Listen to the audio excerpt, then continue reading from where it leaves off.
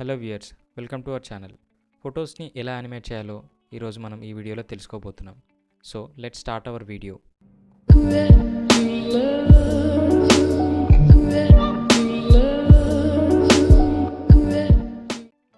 దీనికోసం ముందుగా మనం సిస్టంలో ఉన్న బ్రౌజర్ కానీ ఏదైనా బ్రౌజర్ కానీ ఓపెన్ చేసుకోవాలి. నేను క్రోమ్ ఓపెన్ చేస్తున్నాను. గూగుల్ సెర్చ్లో మై హెరిటేజ్ డీప్ నాస్టాల్జియా అని టైప్ చేయండి. సెర్చ్ రిజల్ట్స్లో వచ్చిన ఫస్ట్ లింక్ని ఓపెన్ చేయండి.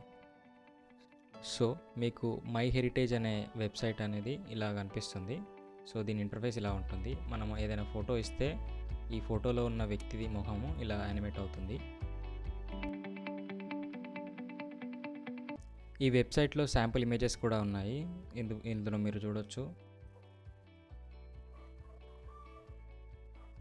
ఇందులో ఫోటోలో సెలెక్టెడ్ పర్సన్స్ మాత్రమే చేసుకునే ఆప్షన్స్ కూడా ఉంది మనకు. సో ఇక్కడ మీరు చూసినట్టయితే అమ్మాయి ఫోటో ఉంది.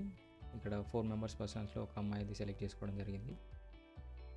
సో ఇవన్నీ ఎగ్జాంపుల్స్.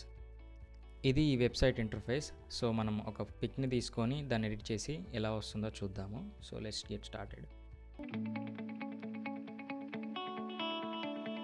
ఇక్కడ అప్లోడ్ ఫోటో దగ్గర క్లిక్ చేస్తే మీకు ఇలా ఓపెన్ అవుతుంది.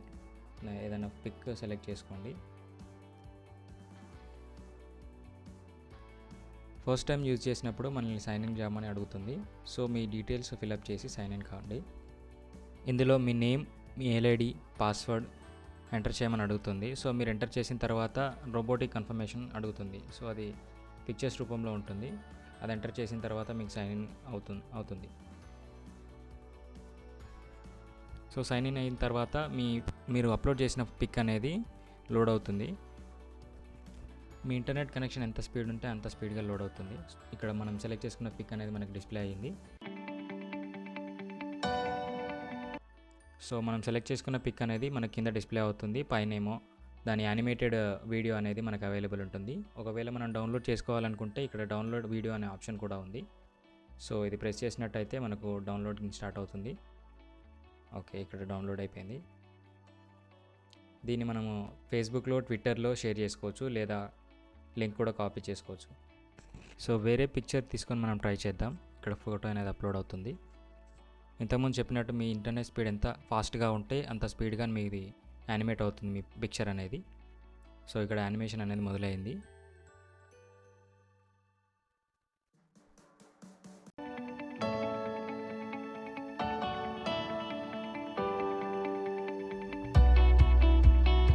సో మీరు ఇక్కడ చూసినట్టయితే అవుట్పుట్ అనేది చాలా న్యాచురల్గా ఉంది.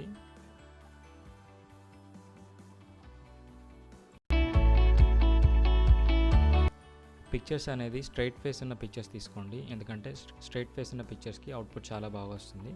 అండ్ ఇక్కడ చూసుకున్నట్టయితే మీరు బ్యాక్గ్రౌండ్లో చాలామంది ఫేసెస్ ఉన్నాయి. మనకు ఈ ఆప్షన్ కూడా ఉంది. వేరే ఎవరన్నా ఫేస్ సెలెక్ట్ చేసుకోవాలనుకున్నా కానీ వేరే మనం ఆప్షన్లోకి వెళ్ళి సెలెక్ట్ చేసుకోవచ్చు. Okay guys, that's all for today. Next వీడియోలో మళ్ళీ కలుద్దాం.